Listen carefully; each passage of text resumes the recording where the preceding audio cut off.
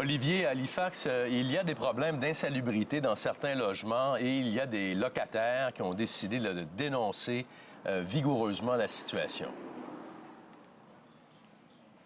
Oui, Christian, ce sont des logements abordables destinés à des Autochtones dans le besoin. Il y aurait 71 unités en Nouvelle-Écosse qui nécessiteraient des réparations urgentes. Nous sommes allés faire un tour dans un appartement, rencontrer une locataire et vous allez voir, cet appartement est en très piteux état. Elle nous racontait avoir dû attendre 1 an avant qu'on répare son plafond. Elle a enduré des infiltrations d'eau. Ça a causé des moisissures, bien sûr, et elle avait des problèmes avec ses portes et fenêtres, des trous dans les murs.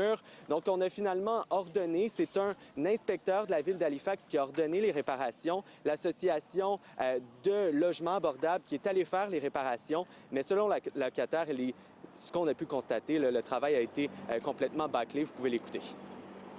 So the leaks have stopped, but everything else inside is deteriorating. All the work that they said that was completed, it wasn't done. There was paint and putty and the walls are falling down and a lot of issues weren't addressed. Donc, Christian, on a parlé aussi à une autre locataire dans un autre logement qui dit, elle, ne pas se sentir en sécurité parce que ses fenêtres ouvrent, elles ne sont pas sécuritaires.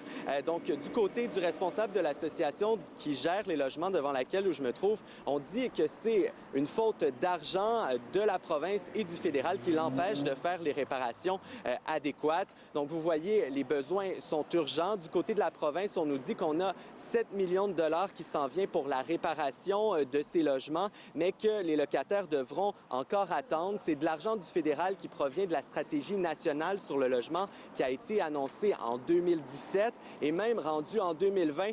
Les locataires, l'association ici ne peut pas encore avoir l'argent parce qu'on a parlé avec une sous-ministre adjointe ici en Nouvelle-Écosse. La province est responsable de distribuer cet argent du fédéral, mais elle dit qu'on doit déterminer d'abord comment cet argent va être dépensé. Vous pouvez l'écouter. We have had some early conversations with the folks, and we are working on an agreement that will see how that money will be dispersed and how that work will be done, and make sure that there's good oversight. We need the agreement finalized in order for the money to flow. So everybody feels some urgency about that. Years away from that? Oh no, I think in the next few months, I would say for sure.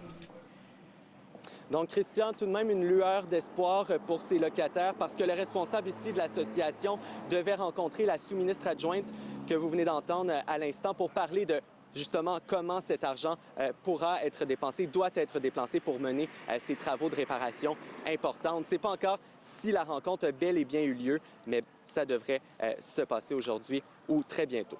Merci bien, Olivier. Au revoir.